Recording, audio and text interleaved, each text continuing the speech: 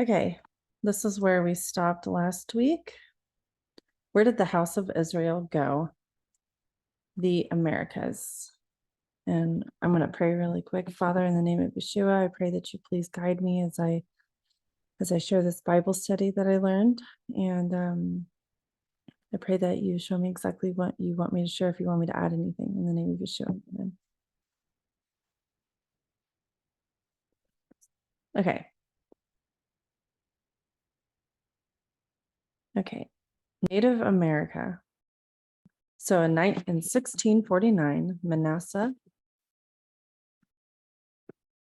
ben Israel wrote a book called The Hope of Israel, where he related an account of Antonio de Montezonos, who apparently encountered the lost tribes in the New World. So when Manasseh ben Israel came, he thought that he found the lost tribes. And so he wrote this book on it. And he was a Jewish guy. Manasseh argued that the native inhabitants of America, which were encountered at the time of the European discovery, were actually the descendants of the lost 10 tribes of Israel. Morning, Sarah. The 10 tribes went to New Spain and Peru and possessed those two kingdoms. Okay, so you have here the map of the New Spain right here. And so there was pretty strong evidence, according to Manasseh ben Israel, that the lost tribes were in this location, and this right here was considered New Spain at that time. And this little map over here, this was considered the United States of America. So this was just the 13 colonies, but everything else, and they probably were over here, but they just probably moved over because of the United States being founded.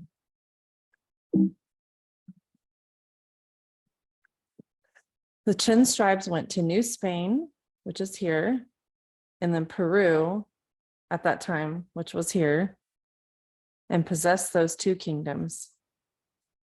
And this book was written in 1650.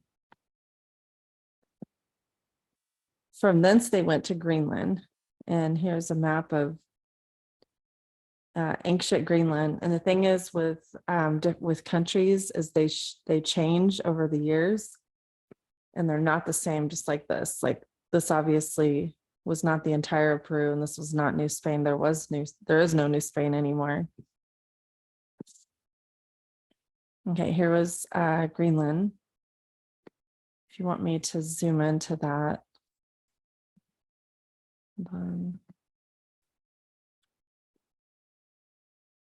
This is Greenland.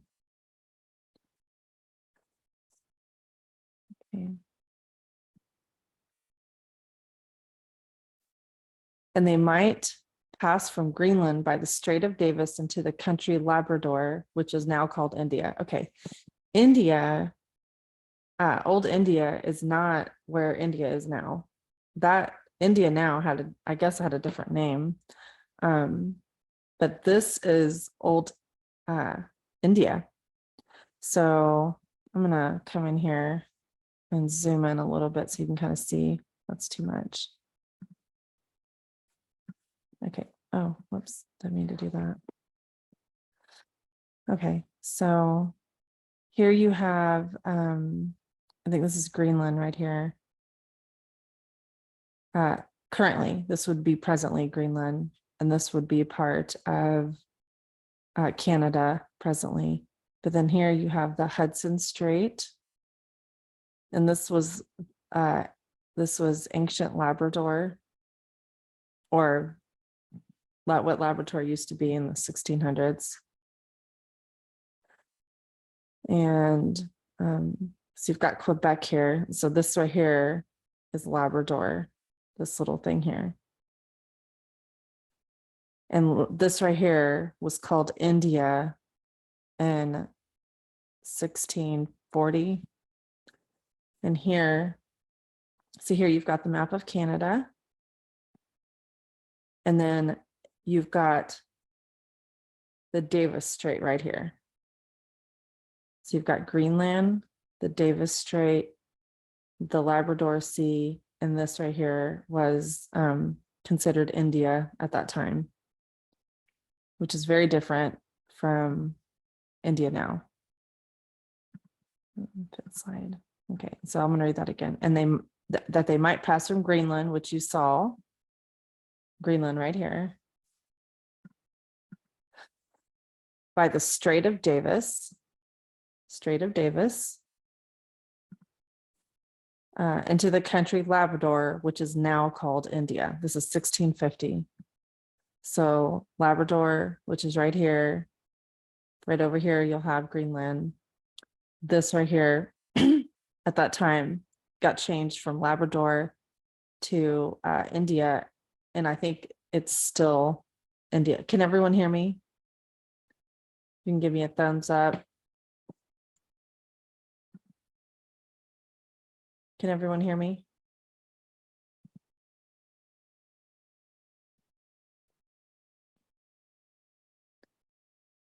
Can everyone hear me? Okay, let's see here. Is it my internet problem? Okay. Okay, I'm going to go change my internet connection. I'll be right back.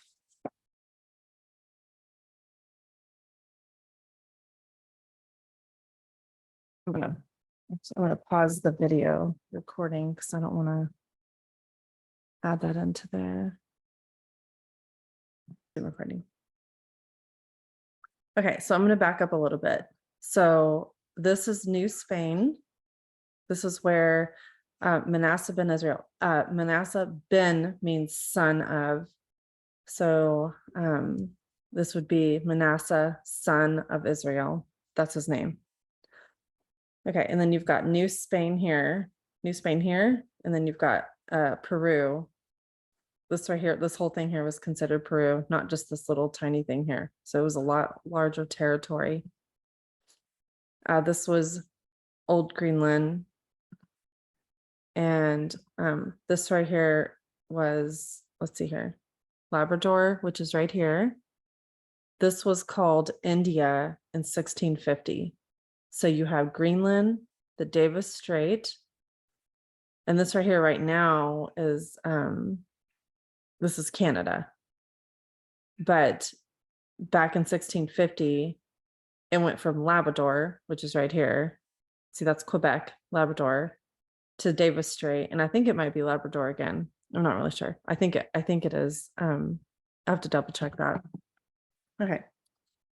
So the Spaniards found sepulchres underneath the ground with very ancient Hebrew letters with Ginabratus, which is a person, hath printed in First Chronicles. Okay, that's the hope of Israel. Okay. Hold on one second, I'm stirring my tea. That among the great buildings which are, I'm gonna minimize the windows, okay. Okay, that among the great buildings which are there, I conjecture that the building to be a synagogue built by the Israelites. So here was a picture of what he thought was probably a synagogue. Whoops. In the city Guamanga, which is situated by the river Vanaki, there is a vast building which, because then it seemed almost ruined by time, it therefore had lasted many years. He asked the neighboring Indians who built the great pile. He learned that it was made by a people who were bearded and white as the Spaniards, who came thither a long time before and stayed some time after. The Indians reigned there, and the Indians said that they had received it from their fathers by tradition. I'm sorry about that noise in the back. I live in the forest, so I don't know if it's some kind of a bird. So this is that building.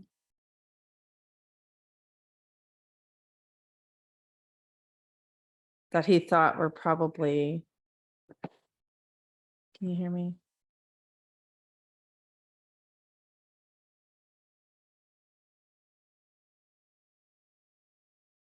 Can you hear me, everyone? Am I still okay?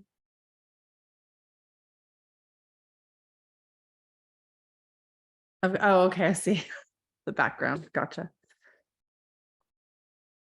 It sounds like a whistle. It's irritating, but whatever. I usually like it, but not when I'm talking. Okay. From all which you have well gathered that the first inhabitants of that place were the Israelites of the 10 tribes, because they are white and bearded. Okay, I think I read that.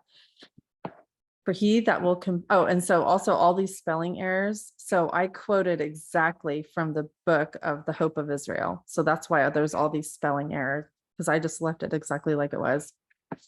For he that will compare the laws and customs of the Indians and Hebrews together shall find them agree in many things, whence you may easily gather that the Indians borrowed those of the Hebrews who lived among them before or after they went to the unknown mountains. So he conjectures that they went into the unknown mountains.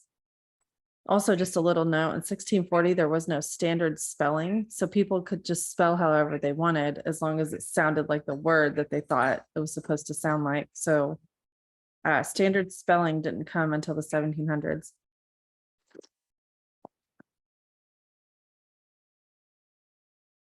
The Indians of Yucatan and the Ukazanitanes do circumcise themselves. So that's one of the things they do. They circumcise themselves, which we know the Torah talks about circumcision. Also, talking about hair being white and bearded, I wanna point something out really quick.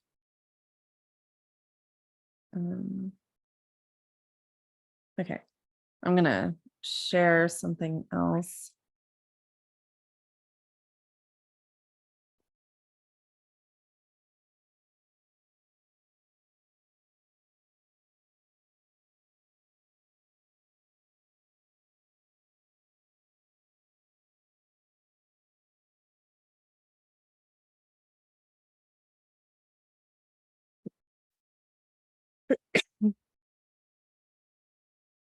And I'll just do the desktop here.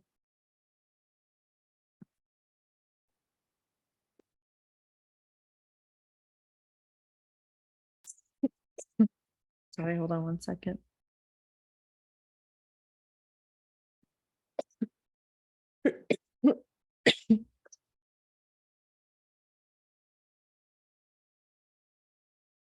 Okay, here. This is about, I've been looking at my genealogy. And this is about Native American genealogy. And here you have a Native American princess who lived in Oklahoma. And if you look here,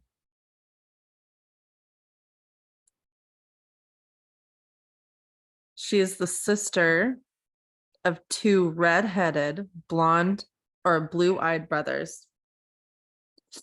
So she was white, and also, I mean, she doesn't look white there, but her brothers were white.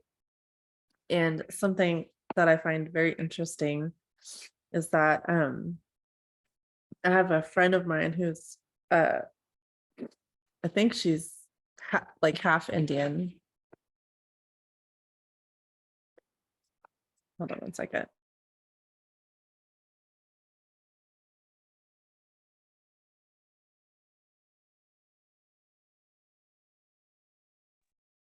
And she said she's Indian, like a Native American from her mom's side.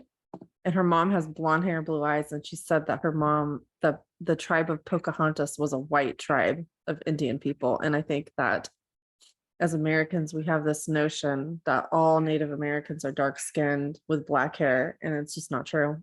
That's been something that's, oh no. Oh, I don't know what happened there. Is the internet still spotty? No, okay. I don't know why that happened. Okay. Okay.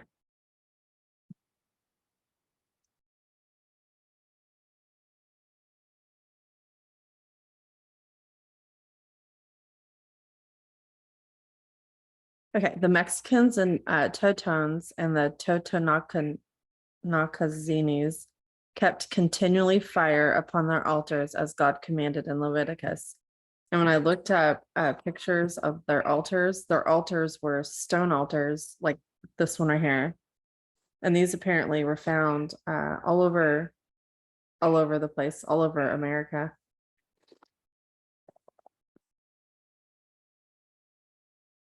And they were recognized as altars. Those of Peru do the same in their temples they dedicated to the sun. The Nicaraguaneses do forbid their women who were lately brought abed to enter their temple till they are purified. Okay, I don't know if you know this, but in the Torah, you could not go to the temple if you were having your monthly cycle, and that's what this is talking about. Women who were lately brought a bed, so that means that they were on their period. Yes, okay. The inhabitants of Hispaniola think those do sin who lie with a woman a little after her childbirth. The Torah says that you cannot have relationship, like an intimate relationship, physical intimate relationship with your husband, like intercourse, right after your childbirth. You're supposed to wait so many days, and it's a cleansing period. So he saw that also in these people. Many of the Indians do bury their dead on the mountains, which also is the Jewish custom. So here's a burial mound. And the Torah doesn't say you have to do that, but it was just history. That's what they did. And you can find that even with the Scythians. The Scythians would have these big heaping piles here. And that was their graves, basically. And then the inside of them, they would find like their horses and all these other things. And also, when they did a excavation of Egypt, the place where the Israelites lived, they had the same thing. They would bury their animals and some of their treasures to go along, which I don't know why they did that, but it was a custom, and they're calling it Jewish custom here. Okay. The Mexicans, you may wonder at this, that the Indians do every 50 years celebrate a jubilee with great pomp. So here's a 50-year jubilee, which is from the Bible. And they're celebrating it with great pomp, is what he's saying. On the Sabbath day, all are bound to be present in the temple to perform their sacrifices and ceremonies. So even though they were doing it to different gods, because, our people turned away from God, and then they started worshiping other gods, which were no gods at all. But in doing that, they still kept the Torah in many ways. The Indians of Peru, New Spain, and Guatemala did marry the widows of their dead brethren. So the Torah says that if let's say that, how can I put this? Okay, Sarah, let's just say that your husband died and you become a widow. Then the Torah would say that if he has any brothers, his brother would need to marry you. And so that's the Torah. So this custom was in the Peru and in New Spain. New Spain is America. The fourth ground of this opinion is that the Indians are of a brown color and without beards, but in the New World, white, and bearded men were found, who had never commerce with the Spaniards, and whom you cannot affirm to be any other than the Israelites. It is probable that they are Israelites whom God preserved in that place against the day of redemption. Okay, and so also Manasseh ben Israel, he's Jewish, and it's a huge thing in some, especially ultra Orthodox parts of Judaism, to find the lost tribes of Israel, because without that, the scriptures cannot be fulfilled. And so he wrote that book. Okay, now we're going to talk about Africa.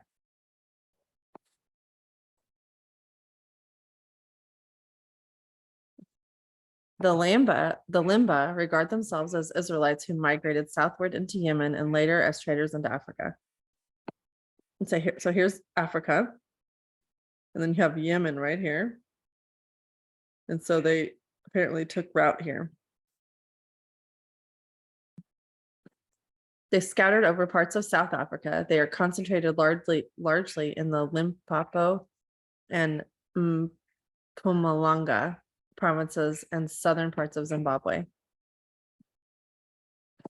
The Beta Israel located in Ethiopia, known as the Falashas,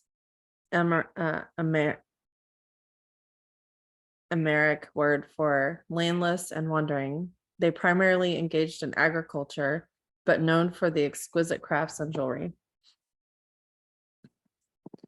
Another marker of the lost tribes is engaging in agriculture, because you had also the Scythians who did that. All from what I've traced, all the tribes were engaged in agriculture, or they were in some way shepherds. In 1970-80s, most were airlifted to Israel by the Israeli government. They were identified as the tribe of Dan. The Igbo of Nigeria, because this is different parts of Africa. So here is in Zimbabwe. This is Ethiopia. This is, okay, same Ethiopia. This is, okay, the Igbo of Nigeria carry a tradition that they come from Israel. They circumcise a male child on the 8th day. There's no way they could get that from anything else with the Bible. They refrain from eating tabooed food. They mourn the dead for 7 days. It's all Torah. They celebrate the new moon, Torah. Okay, so Sarah, you're new to Torah. So the Bible says that we're supposed to basically look up in the sky for the new moon, because the new moon equals the beginning of the month. They conduct wedding ceremonies under a canopy. I don't know that that's Torah, but that's more like tradition that's been passed down forever. Some historians have noted that the Igbo were practicing these customs before their exposure to the Bible and missionaries.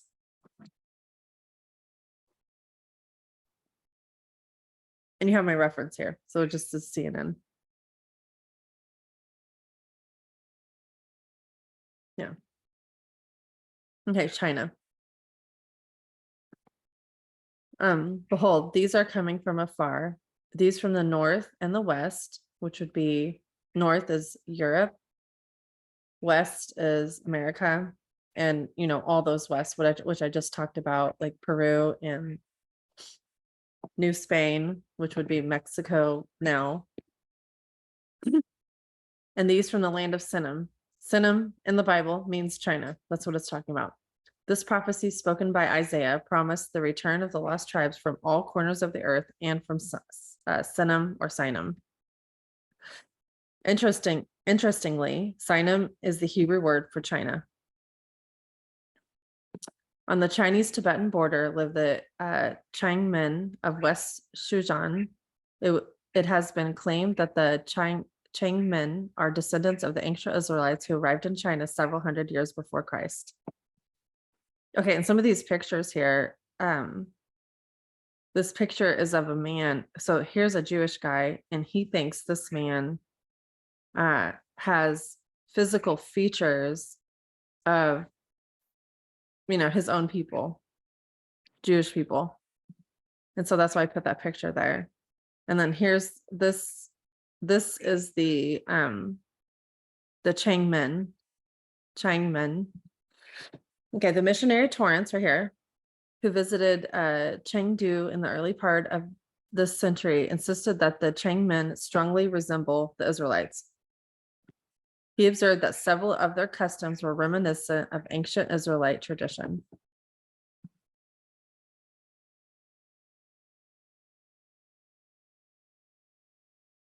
I'm sorry if it's going in and out, but it'll be recorded, so you can double check it. The plow the Chang use is similar to the ancient Israelites' plow and is drawn by 2 oxen, never by an ox and an ass. This is in accordance with the biblical stipulation, you shall not plow with an ox and an ass together.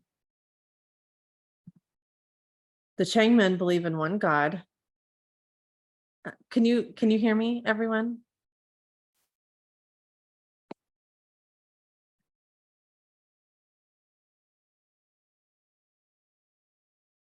I'm so sorry this keeps happening.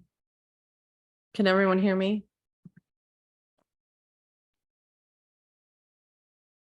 Okay. This only happens when I'm doing Bible study. Okay, let's share the screen again.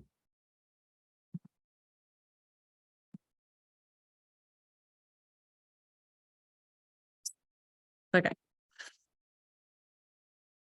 Okay, you probably may not have heard this, but he observed that several of the customs were reminiscent of ancient Israelite tradition. The plow, the chang, move this up here. Okay, the plow that the Chiang use is similar to the ancient Israelite plow and is drawn by 2 oxen, never by an ox and ass. This is in accordance with the biblical stipulation, you shall not plow with an ox and ass together.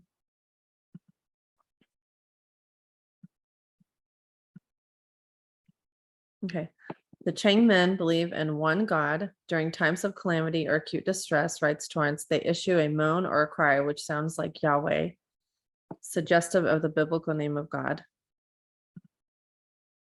The Scottish missionary also claims that the Chinese conception of sacrifice came from the ancient Israelites.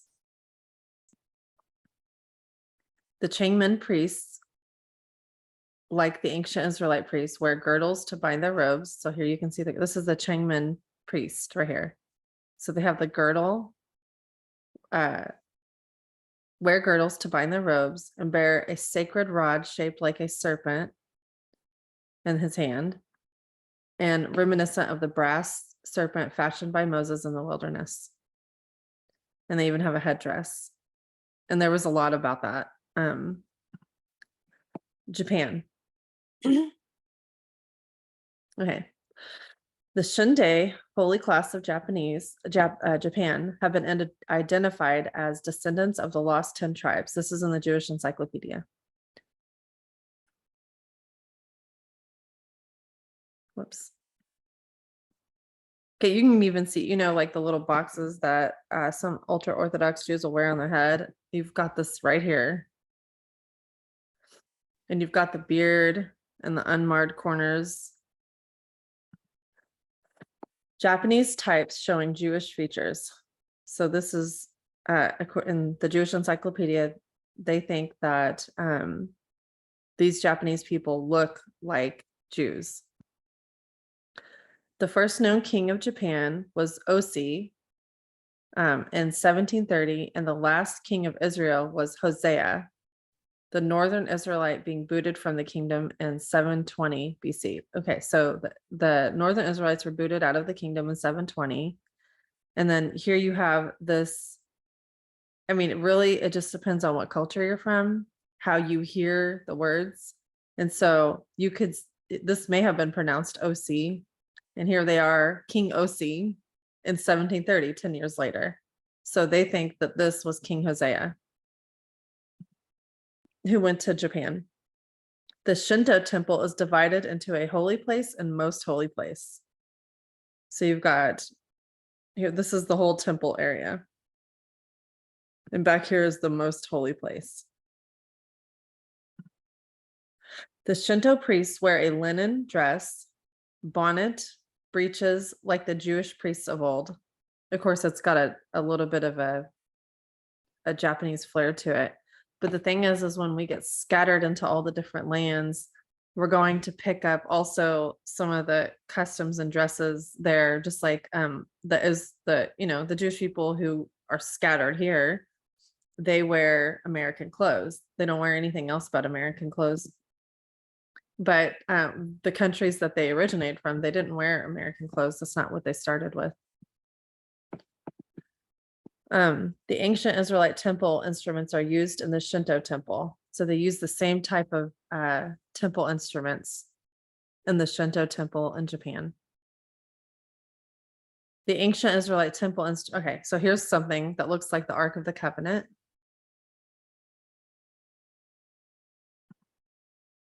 The Japanese worship their ancestors as the old Israelites did. There are countless volumes of illustrations depicting, among other things, the supposed rafts on which the Israelites crossed. So it's really entrenched in the Japanese history that they came over on a ship with their king Osi. And there's tons of these kinds of artist depictions, old ones. Edward Odlum put forward a theory that the word samurai comes from the word Samaria. He theorized that samurai originally meant to defend Samaria.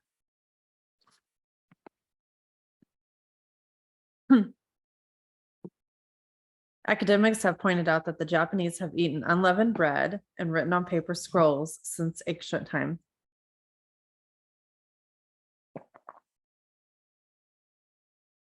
Okay, India. What time is it? Okay. Shinlong community of India claimed to be descended from the lost tribes after one of their tribal leaders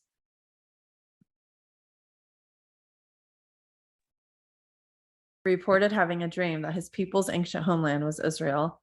They are now called the B'nai Menashe. They have made Aliyah after official conversion to Judaism. So some of those people are in Israel now. Oops. The B'nai Israel migrated to Israel in 1952. They were originally rejected by the chief rabbi of Israel. However, recent genetic study justifies their claims as the lost tribes of Israel. So their genetic study shows that they are. And the interesting thing is that their leader, the way this whole thing started, they just had this Shinlong community in India. And the whole thing started because their leader had a dream that he was from the he was the lost tribes. So that's just crazy, right? And you have people all over the world right now who are just waking up thinking, I'm the lost tribes. And right here, a genetic study was done claiming that that they are indeed the lost tribes. It justifies it. In the 18th century, they lived in villages along the Konkan coast and were called Shanavarteli, which is Martaki, which in Marathi meaning Saturday oil pressers, since they did not work on Saturday, which is super interesting.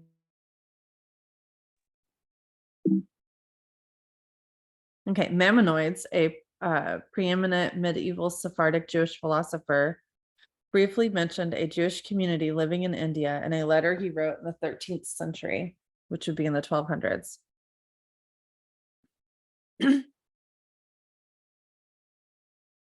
Okay, there's strong genetic evidence of Jewish settlement in India's west coast in Cochin. This is where my husband's from. In particular, the Yemenite Jews, and to a lesser extent, the indigenous populations of southern India. And interesting, we have one of my best friend from college, one of her mentors is a Hebrew scholar, and he came to our house and he said, oh, your last name is Hebrew, which was really shocking. And then we find out that the oldest Jewish community is in his hometown. And in India, they don't move around. Like wherever your hometown is, that's where all your generations were. The Assyrians conquered the northern kingdom and carried off most of the population. These are the lost tribes of Israel. Some of them are believed to have fled to India and settled in the Konkan coast and in Kerala. So this is where my husband's from right here. And then you've got some in Mumbai, and here's Kolkata. The story of the B'nai Israel, which means sons of Israel, ancestors, tells of members from the 10 lost tribes of Israel that escaped persecution from Greek ruler Antiochus Epiphanes in the year 175 before Christ. They landed shipwrecked on the shores of Navgaon, now the site of a historic Ben Israel cemetery. They're the oldest and largest group of Indian Jews. Despite the loss of their holy books, when they arrived in India, they preserved and continued to observe the Sabbath, celebrate the major festivals, circumcise their sons, and perform most of the prescribed offerings mentioned in the Bible. Cochin Jews, aka Kerala Jews, is from my husband. Beginning with the so-called Black Jews, were said to have settled on the Malabar coast during the times of King Solomon of Israel, arriving as sailors who came to India for trade. It is also said that many that many Jewish exiles fled to India following the destruction of the first temple during the siege of Jerusalem in 587 BCE. Records show that after the destruction of the second temple in 70, okay, so they changed BC and AD, which is what we grew up with when I was a kid, and Sarah, you grew up with that too, to BCE and CE. So instead of saying before Christ, they're saying it the common era. So the second temple in 70 common era or before Christ, thousands of Jewish settlers arrived in the ancient port of Cranganore near Cochin. And that's where my husband's from. They formed many small communities and coastal towns surrounding Cochin. Hold on one second. Okay. Speaking in Judeo-Malayalam, which is my husband's tongue, which much later in the 15th century, Pardesi or white Jews arrived from Western Europe countries such as Holland and Spain. They spoke the ancient Sephardic language of Ladino. In 1524, the Moors backed up the ruler of Calicut, Kozhikode, attacked the Jews, believing they were tampering with the pepper trade. Most Jews fled to Cochin and went under the protection of the Hindu Raja, who granted them an area to create their own town, which later acquired the name Jewtown, by which it is still known today. Okay, that's all down here. Unfortunately for the Jews of Cochin, the Portuguese occupied Cochin in the same period and persecuted the Jews until the Dutch displaced them in the 1660. The Dutch Protestants were tolerant and the Jews prospered. British influence then came to Cochin in 1795 and Cochin Jews once again lived peacefully. In 1891, there were 1,142 Jews living in Cochin. The vast majority of Cochin Jews have since immigrated, intermarried, and converted. Today's population has withered down to approximately 50. So they did have supposedly 1,142, and that's withered down to 50. Where did I lose my place? And also during this time, which I found out this years ago when I reached out to someone in India to try to find out my husband's lineage, that the Catholics, which was the Spanish Inquisition, when they came and they went down into Cochin area, they converted the Jews to become Catholic or to die.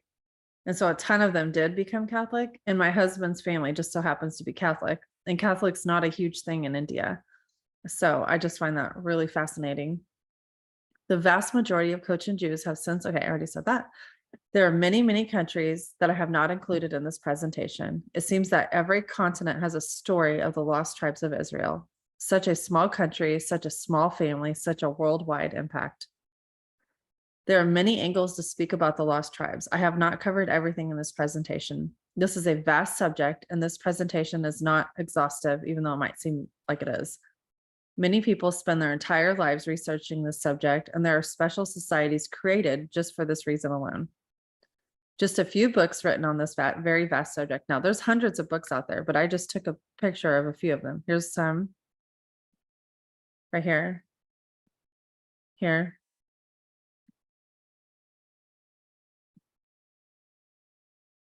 I mean, and you can just go on and on and on, and many, many more. Okay. So next week, we will talk about the prophecies. I'm not going to jump into that today. And next week, we'll cover everything about the prophecies, and the prophecies are very exciting. So that is it for the presentation.